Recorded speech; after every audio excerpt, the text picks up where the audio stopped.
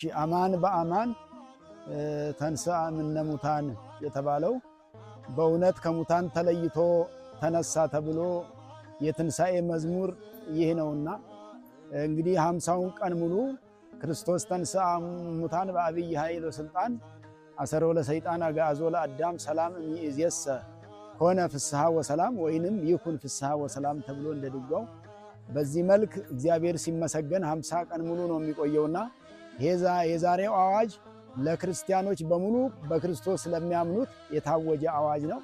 ይሄንንም እናገኘው በመጽሐፍ ቅዱስ ክፍል በሉቃስ ወንጌል ምዕራፍ 24 ቁጥር 34 ላይ ሉቃስና ኒቆዲሞስ አብረው ሲሄዱ ጌታ ኢየሱስን ከትንሣኤ በኋላ አግኝተውት በነበረ ጊዜ ሲመሰክሩ እንዲህ ነበረ ለሐዋርያት የነገሯቸው።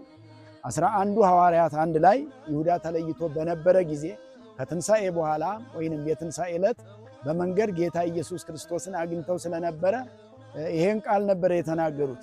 በአማን ተንሥአ ወአስተርአዮ ለስምዖን በእውነት ተነስቷል፣ ለስምዖንም ተገልጧል፣ ታይቷል። በእውነት የተባለው እንግዲህ ትንሣኤ ላይ እውነት አለ፣ ሐሰት አይደለም።